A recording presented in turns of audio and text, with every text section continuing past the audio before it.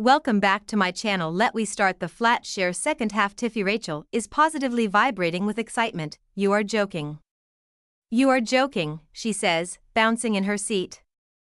I cannot believe he had a hard-on. I groan and rub my temples, which I've sometimes seen tired people do on television, so I'm hoping will make me feel better. It doesn't work. How is Rachel so bloody perky? I was sure she drank nearly as much as me. It's not funny, I tell her. And I said he might have done.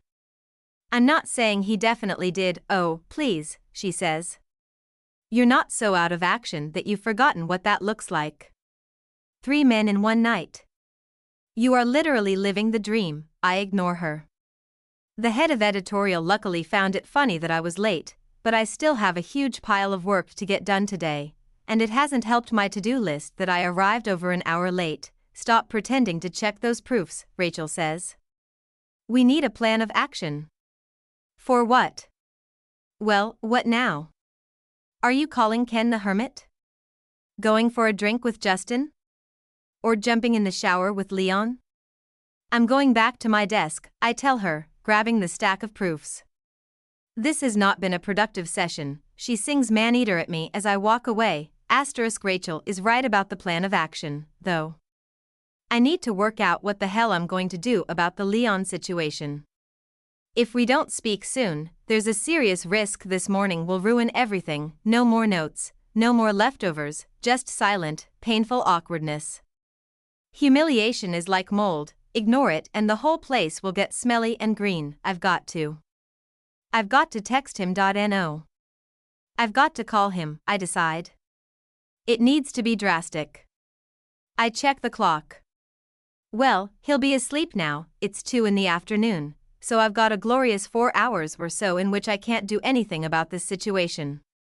I suppose I should probably use that time to go through the proofs of Catherine's book, especially now there's a real danger that quite a lot of people might actually buy it, what with all this social media buzz about crochet. Instead, after a long night and morning of trying very hard not to, I think about Justin, and then, because I am not good at thinking on my own, I ring Mo to talk about Justin.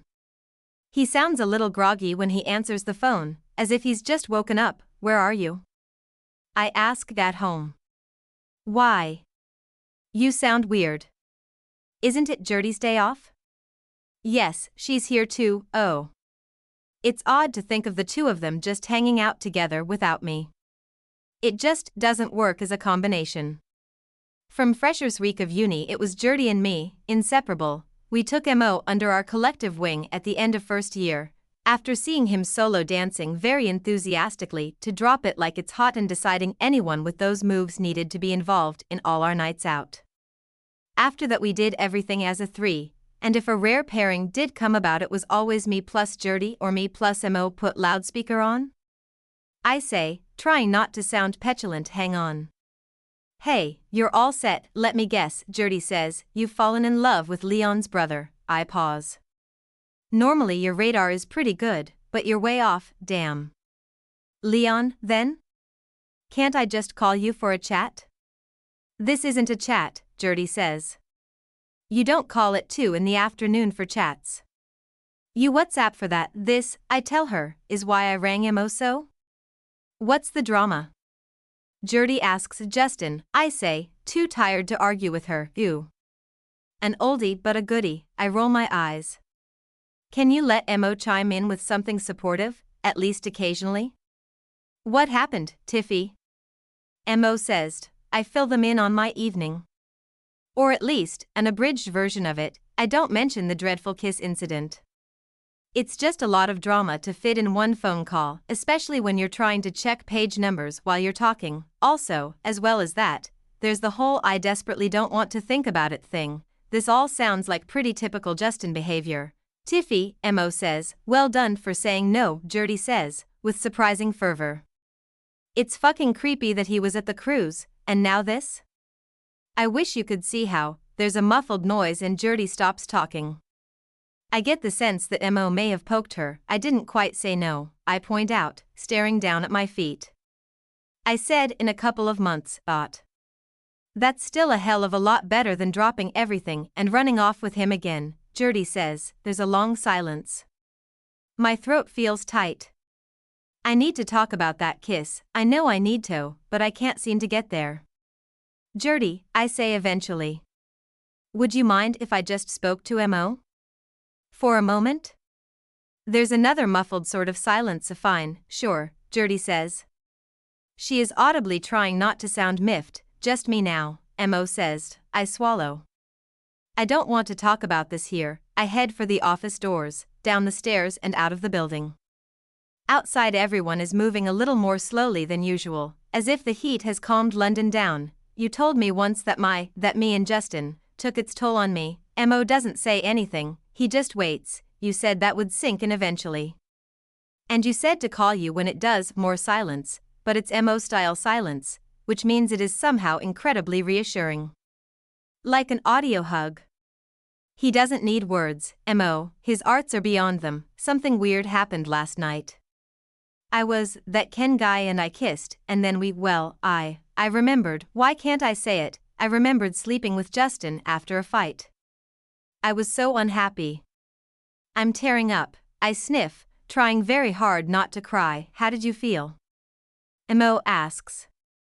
When the thought came to you, scared, I admit. I don't remember our relationship being like that. But now I think I might have just sort of airbrushed it. Forgotten those bits? I don't know, is that even possible? Your brain can do amazing stuff to protect itself from pain, Mo tells me. But it'll struggle to keep secrets from the rest of you for long. Has this feeling of remembering things differently happened a lot since you left Justin? Not a lot. But, a bit. Like there was that note I wrote about not inviting Justin to Rachel's party, even though I know I did. It sounds crazy, but I think Justin might have made me believe I'd not invited him, because that way he could be mad about me going? And lately I keep finding things, clothes, shoes, jewelry, that I remember Justin telling me I'd sold or given away. I'd usually put it down to my bad memory, but I've had a nagging sense of wrongness for months now, not helped by Mo's relentless, annoyingly supportive nudging every time we talk about Justin. I am very good at not thinking about things, though, so I've just irresolutely not thought about it. Mo talks about gaslighting and triggers. I squirm uncomfortably, and finally a tear creeps from my bottom lashes down my cheek. I'm officially crying. I should go, I say, wiping my nose. Just think about what I've said, okay, Tiffy?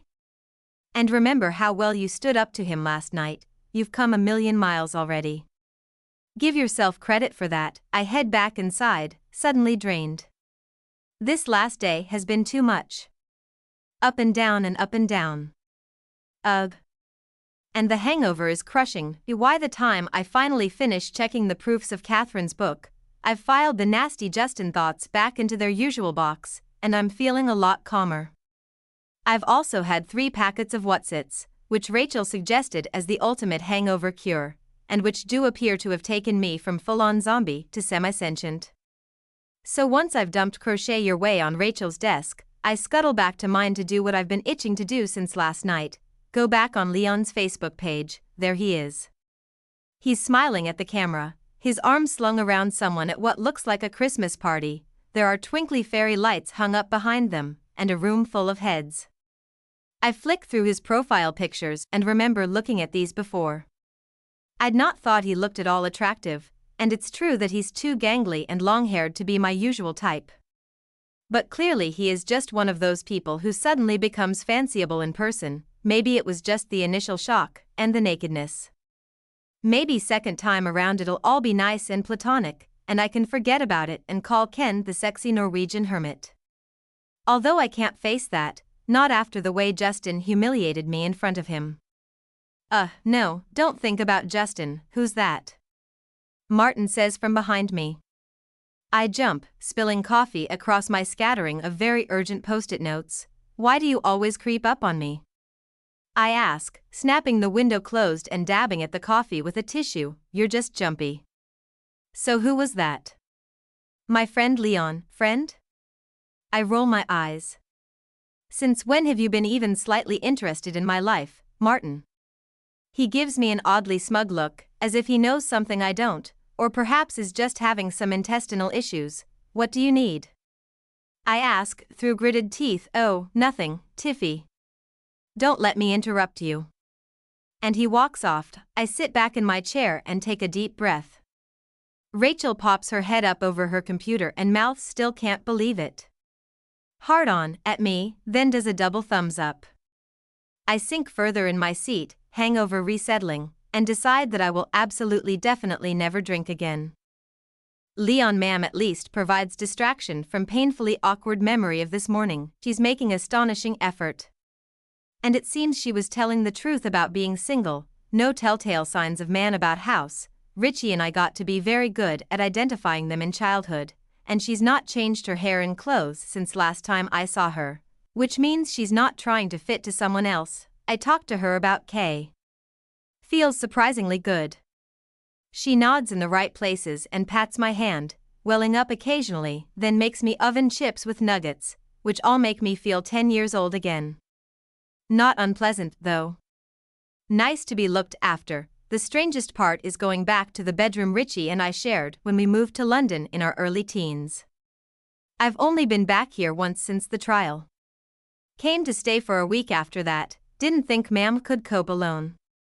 Wasn't needed for long though. She met Mike, who was keen to have the place to themselves, so I moved back to the flat. The room is unchanged. Has the feeling of a shell missing its sea creature. It's full of holes where things should be, blue tack marks on walls for posters long since taken down, books tipping at diagonals without enough there to hold them up. Richie's stuff still boxed up from when his old housemates dropped it around. It takes enormous mental effort not to riffle through it. Would be unnecessarily upsetting, and he'd hate me doing it. I lie down on the bed and find my mind drifting back to image of Tiffy, first in that red underwear, then padding into the bedroom wrapped in a towel. Second image feels even more unacceptable, as she didn't even know I was watching. Fidget, uncomfortable. It's wrong to be so attracted to her. It's probably a reaction to Kay breakup. Phone rings. Rising panic. Check screen. Tiffy. Don't want to answer. Phone rings and rings, seems to go on forever. She hangs up without leaving a message. I feel oddly guilty. Richie told me I had to talk to her. But I prefer option of total radio silence going forward, or, at most, the odd note left on kettle or back of door. Lie back down. Reflect on this. Wonder if it's true. Phone buzzes. A text. Hey. So. I feel like we should chat about this morning? Tiffy x the memory hits me afresh, and I find myself groaning again. Should definitely reply. Put phone down. Stare at ceiling, phone buzzes again. I should totally have started with an apology. It was me who shouldn't have been there, according to our flat sharing rules. And then I went and accosted you in the shower. So yes, I am very, very sorry. XX oddly, I feel a lot better after seeing this text. It doesn't sound like she was traumatized, and also sounds familiarly Tiffy-ish, so is easier to imagine this text coming from the Tiffy I had in my head before I met the real one. That one was sort of, not irrelevant, exactly, but in the safe space in my head. Person for talking to, without pressure or implication. Easy and undemanding. Now Tiffy is definitely not in safe headspace. I muster the courage to start a reply. Don't apologize. We were bound to bump into each other eventually. No need to worry, it's already forgotten. Delete this last part. Clearly this is not true. Don't apologize. We were bound to bump into each other eventually. No need to worry, I'm happy to put it behind us if you are. Leon X send, then regret the kiss. Do I normally put a kiss? Have no recollection. Scroll back up thread of last few messages and find that I am entirely inconsistent, which is probably best outcome. I settle back on the bed and wait, what is she doing? She normally replies fast. Check the time, 11 at night. Could she have fallen asleep? Did seem like she was out late last night. Finally, though, let's forget all about it. I promise it won't happen again, the barging in or the sleeping in, that is. I hope Kate didn't totally flip out about me breaking the Flatshare rules. And, accosting her boyfriend in the shower, XX deep breath, Kay and I broke up a couple of weeks ago. X reply is almost instant. Oh, shit, I'm so sorry. I did think something might be wrong. You were all quiet in your notes, more so than usual, I mean. How are you holding up? Think about it. How am I holding up? I am lying in bed in my mother's flat, fantasizing about naked flatmate, all thoughts of ex-girlfriend briefly but genuinely forgotten. Is probably not entirely healthy, but better than yesterday? I go for getting there. X there's a long pause after this one. Wonder if I should have said a bit more. Not that that's ever put Tiffy off before. Well, this might cheer you up. In my hungover state I walked into the printer at work today, I snort. A beat later, an image of printer appears. It's enormous. Could probably fit 4 Tiffys inside it. Did you not spot it? I think I just lost the ability to stop walking at the necessary moment. I had just come off a call with my gorgeous bricklayer turned designer though, so, You must have still been weak at the knees, probably. It's been that sort of day. XX stare at this one until phone screen times out. That sort of day. What sort of day? Weak-kneed sort of day? But why? Because she, no, won't be because of me. That's ridiculous. Except, what did she mean, then? Hope this isn't going to be how I am whenever communicating with Tiffy now. Is absolutely exhausting. Tiffy, my dad likes to say, life is never simple. This is one of his favorite aphorisms. I actually think it's incorrect. Life is often simple, but you don't notice how simple it was until it gets incredibly complicated, like how you never feel grateful for being well until you're ill, or how you never appreciate your tights drawer until you rip a pair and have no spares. Catherine has just done a guest vlog on Tasha Chilate's page about crocheting your own bikini. The internet has gone mental. I can't keep track of all the influential people who have retweeted her, and because Catherine hates Martin, every time she freaks out or needs help with something, she calls me. I, who know nothing about PR, then have to go to Martin and feed back to Catherine. If this was a divorce and I was their child, social services would be called. Gertie rings me as I'm leaving work. You've only just left? Have you asked for a rise yet? She asks. I check my watch, it's 7:30. How have I been at work for almost 12 hours, and yet achieved so little? No time, I tell her. And they don't do rises. They'd probably fire me for asking. Ridiculous. What's up, anyway? Oh, I just thought you might want to know I've got Richie's appeal moved forward by 3 months, Gertie says airily. Stop dead in my tracks. Someone behind me walks into me and swears, stopping abruptly in central London is a heinous crime, and immediately gives the people around you permission to kick you. You took his case? His previous barrister was appalling, Gertie says. Really? I've half a mind to report him to the Bar Standards Board. We'll have to find Richie a new solicitor, too, especially since I've gone over this one's head and royally pissed him off. But, you took his case? Keep up, Tiffy, thank you. So much. God, I can't stop smiling. Has Richie told Leon? Richie probably doesn't know yet, Gertie says. I only wrote to him yesterday. Can I tell Leon? That'd save me a job, Gertie says, so go for it. My phone buzzes almost as soon as I hang up. It's a text from Leon. My heart does a funny little twisty spasm thing. He's not messaged me or left me a note since we texted at the weekend. Heads up, enormous bunch of flowers for you in foyer from your ex. Not sure whether to ruin surprise, good or bad surprise, but if it was me, would want to be pre-warned. I stop dead in my tracks again. This time a businessman on a scooter runs over my foot. I've not heard from Justin since Thursday. No call, no text, nothing. I had just about convinced myself that he'd taken what I'd said seriously and wasn't going to contact me, but I should have known better. That would have been entirely out of character. This is much more like it. I don't want a big bunch of flowers from Justin. I just want him gone. It's so hard to get on with getting better when he keeps popping up all over the place. As I march up to our building, I press my lips together and prepare myself. It really is an enormous bunch of flowers. I'd forgotten how rich he is, and how inclined to spend money on ridiculous things. For my birthday dinner last year, he bought me an insanely pricey designer gown, all silver silk and sequins. Wearing it felt like going out in costume as somebody else. Stuck in amongst the flowers is a note that reads, "To Tiffy, we'll speak in October. Love, Justin." I lift the bouquet and check underneath it for a proper note, but no. A note would be far too straightforward. A giant, expensive gesture is much more Justin's style. This has really annoyed me, for some reason. Perhaps because I've never told Justin where I live. Or maybe because it's so flagrantly disregarding what I asked of him on Thursday. And because he's made my "I need a couple of months" into a "I will speak to you in 2 months' time." Stuff the flowers into the ornamental plant pot I usually keep my spare wool in. I was waiting for Justin to do this, to turn up with his explanations and his expensive gestures and sweep me off my feet again.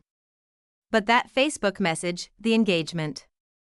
He tipped me over the edge, and now I am in a very different place from the last time he tried to get me back. I slump down on the sofa and stare at the flowers. I think about what Mo said, and how despite myself I've been remembering things. The way Justin used to tell me off for forgetting stuff, how confused it made me feel. The half excitement, half anxiety every day when he came home. The reality of how my stomach lurched when he put his hand on my shoulder and snapped at me to go for a drink with him at the pub on Thursday. That flashback, God. I don't want to go back to all that. I'm happier now. I like living here, safely hidden away in this flat which I've made my own. In 2 weeks' time I'll be at the end of my lease here. Leon's not mentioned it, so I've not brought it up either, because I don't want to move out. I've got money, for once, even if most of it is paying off my overdraft. I've got a flatmate who I can talk to, who cares if it's not face to face. And I've got a home that actually feels like it's exactly 50% mine. I reach for my phone and reply to Leon, "Bad surprise. Thanks for the heads up. We now have a lot of flowers in the flat XX." He replies almost instantly, which is unusual. "Glad to hear it X." And then, a minute or so later, about the flowers in the flat, not the surprise. Obviously 11 smile. "I have some good news for you XX. Perfect timing, on coffee break." Hit me. X. He doesn't get it. He thinks this is small good news, like I cooked a crumble or something. I pause, fingers hovering over the keys. This is the perfect thing to cheer me up, and what's more important, the ins and outs of my old relationship, or the reality of Richie's case right now. "Can I call you?" As in, if I call you, can you pick up? XX. The reply comes more slowly this time. "Sure." X. I am hit with a very abrupt and intense wave of nerves, and a flashback to Leon, naked, dripping wet, his hair pushed back from his face. I press the call button because there is now no other option but to do it, or to come up with a very weird and elaborate excuse. "Hey," he says, his voice a little low, as if he's somewhere he has to be quiet. "Hi," I say. We wait. I think about him naked, and then try very hard not to. "How's the shift?" "Quiet." Hence the coffee break. His accent is almost exactly like Richie's, and completely unlike anyone else's. It's like South London had a fling with Irish. I sit back on the sofa, pulling my knees up and hugging them close. He begins. "Sorry," I say, almost at the same time. We wait again, and then I find myself doing a stupid little awkward laugh I'm sure I've never done before. "What an excellent time to will out a brand new awkward laugh, Hugo," he says. "Let's just." "I didn't call to talk about the other day," I begin, "so let's just pretend that whole shower situation was a strange shared dream for the duration of this conversation so I can tell you my good news without us both feeling incredibly awkward." I think I hear him smile. Deal. Gertie took Richie's case. All I hear is a sharp intake of breath, and then silence. I wait until it has been a painfully long time, but I have a feeling Leon is the kind of person who needs time to absorb stuff the same way Mo does, so I resist the urge to say anything else until he's ready. "Gertie took Richie's case," Leon repeats, in a wondering sort of way. "Yeah. She took it. And that's not even the good news." I find I'm bouncing slightly on the sofa cushions. What's the good news? He asks, sounding slightly faint. She's got his appeal moved forward by 3 months. You were looking at January next year, right? So now we're talking, what, October? October. That's soon. Really soon. That's 2 months away. We're not ready. Leon says, suddenly sounding panicked. What if, does she? Leon. Breathe more silence. I can hear the distant sound of Leon taking deep, slow breaths. My cheeks are starting to hurt from suppressing an enormous grin. She's an amazing lawyer, I tell him. And she wouldn't take the case if she didn't think Richie stood a chance. Really, don't do this to me if she's going to pull out, or, his voice comes out strangled, and my stomach twists in sympathy. I'm not telling you she's definitely going to get him out of there, but I think there's reason to hope again. I wouldn't say that if I didn't mean it. He lets out a long, slow breath, half laughing. Does Richie know? Not yet, I don't think. She wrote to him yesterday. How long do letters take to get there?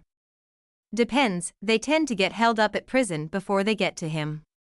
It means I get to tell him myself, though. When he next calls, Gertie will want to talk to you about the case soon too. I say, a lawyer who wants to talk about Richie's case, Leon says. Lawyer. Who? Wants. To, yeah, I interrupt, laughing. Tiffy, he says, suddenly serious. I cannot thank you enough. No, shoo, I begin really. I cannot tell you how much this means to Richie. And to me. I just passed on Richie's letter. That was more than anyone else has done off their own back for my brother, I fidget. Well, you tell Richie he owes me a letter he'll write. I should go. But, thank you. Tiffy. I'm so glad it was you, and not the drug dealer or the man with the hedgehog, pardon? Don't worry, he says quickly. See you later. Leon new string of notes. Tiffy always uses several. Never has enough room. Leon, can I ask? What's the deal with the neighbors? I've only ever seen the strange man in flat 5. Do you think he knows about the hole in those trackies, by the way? He lives alone, maybe nobody has told him. I think flat 1 is those 2 old ladies who hang out at the bus stop on the corner reading gory true crime novels. But what about flat 4 and 2? XX** flat 4 is nice middle-aged man with unfortunate crack habit. Always assumed flat 2 belongs to the Foxes. X written on back of draft manuscript on coffee table. Ah, yes. The Foxes. Well, I hope they're paying rent. Did you notice Fatima Fox has had 3 little cubs? Below. Fatima Fox, and, speaking of rent. Have an alert in my phone saying we've hit 6 months since you moved in. Technically end of your lease, I think? You want to stay, then, added that evening, post-sleep as in, hope you want to stay. Don't need the money so badly anymore, what with scarf sales and new, unbelievably excellent free lawyer. But not sure what flat would look like without you in it now. Could not survive without beanbag, for starters. X beneath this, Tiffy has sketched a group of foxes on a sofa, with heading flat 2. Each fox is carefully labeled Fatima Fox. She's the mama fox. The chief vixen, if you will, Florentina Fox. The cheeky second in command. Her usual haunt is the smelly corner by the bins, Fliss Fox. The whimsical young chancer. Generally found attempting to enter the building via a window, Fabio Fox. The resident dog fox. This is actually what male foxes are called, but I do also imagine he's a bit of a dog. The new babies, as yet unnamed by me. Would you like to do the honors? Below this, yes, please, the beanbag and I would love to stay a while longer. Shall we say another 6 months? XX** another 6 months. Perfect. Done. X new note, beside empty tiffin tray. I'm sorry, what? Noggle, Stanley and Archibald, they don't even begin with F, same note, now left beside large plate of shepherd's pie. What can I say? Fabio Fox liked Noggle. The other 2 were Fatima's idea, also, sorry, Couldn't help noticing recycling bin contents when putting it out today. Are you okay? Shepherd's pie all gone. New note, yeah, don't worry, I'm actually really good. A purge of X-related memorabilia was long overdue, and it has also freed up a lot more underbed space for storing scarves.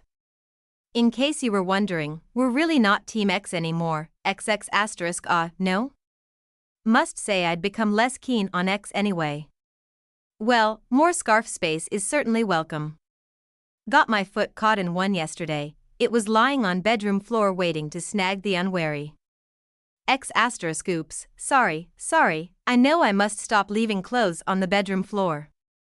Also, apologies if this is way too personal, but have you bought, like, entirely new boxers? Suddenly all the old ones with amusing cartoon characters are never on the clothes horses, and the flat has become an homage to Mr. Klein whenever you do laundry, and while we're on the subject of X's. Have you heard anything from K? XX new double post-it. Very occasionally, I run out of room. Also, thought quite hard about what to say in this one. Saw her last weekend, at an old friend's wedding. Was weird. Nice. Chatted as friends, and felt good. Richie was right, relationship had ended long before it ended, eh? Yes, did a general clothes overhaul. Realized I hadn't bought new clothes in approximate 5 years. Also, became suddenly aware that a woman lives in this flat and sees my laundry. Seems you've been shopping too. I like the blue and white dress on the back of the door. Looks like the sort one of the famous 5 might wear for going on adventures. X** thinks it feels like the perfect time for an adventure dress. It's summer, I'm single, the foxes are frolicking across the tarmac, the pigeons are singing from the drainpipes. Life is good. XX. Tiffy I am sitting on the balcony, crying like a toddler who's dropped their ice cream. Full on, stuttering, mouth pulled wide crying, the sudden rememberings are striking at entirely random times now, just bobbing up out of nowhere and sending me absolutely reeling. This one was particularly nasty. I was minding my own business heating up some soup, and then bam, up it popped, the night Justin came around in February, before the Facebook message, and brought Patricia. He'd looked at me with total disgust, barely saying a word to me. Then, when Patricia was out in the hallway, he'd kissed me goodbye on the lips, one hand on the back of my neck. Like I was his. For a moment, as I was remembering it, I felt with absolute horror that I still was. So. Despite me being technically much happier, this remembering thing keeps happening and ruining it. It is clear that I have some problems to confront here, and my diversionary tactics are no longer serving me. I have to think about this. Thinking time means I need Mo and Gertie. They arrive together, an hour or so after I text them. As Gertie pours out glasses of white wine, I realize I'm nervous. I don't want to talk. But then once I start I can't really stop, and it all comes out in this big garbled mess, the memories, the old stuff from the very start, all of it right through to the flowers he sent me last week. Eventually I trail off, exhausted. I down the rest of the glass of wine. Let's not beat around the bush, says Gertie, who has literally never beaten around a single bush in her whole life. You've got a crazy ex-boyfriend, and he knows where you live. My pulse starts to quicken. It feels as if there's something trapped in my chest. Mo shoots Gertie the sort of look that usually only Gertie is allowed to give people. I'll talk, he says, and you can be in charge of the wine. Okay?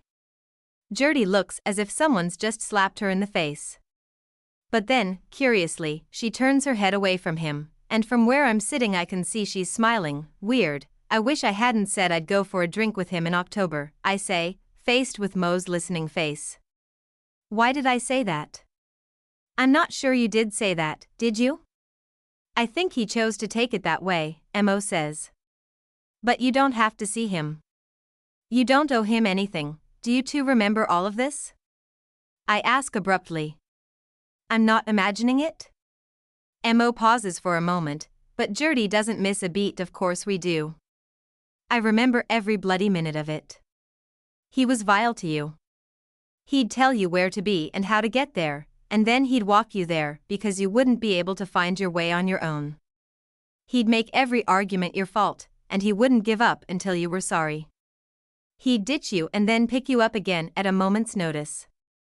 He told you you were overweight and weird and nobody else would want you, even though you are clearly a goddess of a woman and he ought to have felt lucky to have you. It was terrible. We hated him. And if you hadn't banned me from talking about him, I would have told you that every bloody day. Oh, I say, in a small voice, is that how it felt to you? Mo asks, with the air of a handyman with limited tools trying to patch up the damage done by a bomb going off. I remember being really happy with him, I say. As well as being, really bloody miserable. He wasn't horrible to you all the time, Gertie begins. He wouldn't have been able to keep you with him if he was, Mo goes on. He knew that. He's a smart guy, Tiffy. He knew how to play you, Gertie finishes. Mo winces at her choice of words, but I think we were happy together once. I don't know why this feels important. I don't like the thought of everyone seeing me in that relationship and thinking I was an idiot for being with someone who treated me that way. Sure, Mo says, nodding. Especially at the start, right, I say. At the start, we sip our wine in silence for a while. I feel very odd. Like I ought to be crying, and I sort of want to be crying, but there's a strange tightness in my eyes that's making tears impossible. Well, thanks. For trying. And sorry for making you stop talking about him, I say, looking down at my feet. It's all right. At least that meant you would still see us, Mo says. You had to come to this on your own, Tiff. As tempting as it was to bulldoze in and whisk you away from him, you would have just gone back. I muster the courage to glance up at Gertie. She holds my gaze, her expression is fierce. I can't imagine how hard she found it sticking to her word and not mentioning Justin. Wonder how on earth Mo persuaded her to leave me to do this on my own. He was right, though. I would have just pushed them away if they'd told me to leave Justin. The thought is faintly nauseating. You're doing great, Tiff, Mo says, topping up my wine. Just hold on to what you're figuring out. It might be hard to remember it all the time, but it's important. So do your best. Somehow, when Mo says something, it seems to make it true. It is so hard to remember. 1 week with no sudden memories or random Justin appearances, and I waver. I wobble. I almost topple altogether and decide I made the whole thing up. Thankfully Mo is there to talk to. We go through incidents as I remember them, shouted arguments, subtle jabs, the even subtler ways my independence was eroded. I can't believe how not okay my relationship with Justin was, but even more than that, I can't believe I hadn't noticed. I think that will take a while to sink in itself. Thank God for friends and flatmates. Leon has no idea this is all going on, of course, but seems to have clocked that I need some distraction. He's cooking more, and if we don't speak for a while he'll start a new thread of notes. It used to always be me that did that. I get the feeling that initiating conversation is not something Leon is particularly keen on doing. As a rule, this one is on the fridge when I get home from work with Rachel, who's come around so I can cook her dinner. She says I owe her indefinite free meals because I've ruined her life by commissioning Crochet Your Way hunt for Johnny White is going poorly. Got drunk under the table by Johnny White IV at very grimy pub near Ipswich. Nearly had a repeat of our memorable bathroom collision. Slept in and was extremely late. Rachel raises her eyebrows at me, reading it over my shoulder. Memorable, eh? Oh, shut up. You know what he means. I believe I do, she says. He means, I keep thinking about you in your underwear. Do you think about me naked? I chuck an onion at her. Dice that and make yourself useful, I say, but I can't help smiling.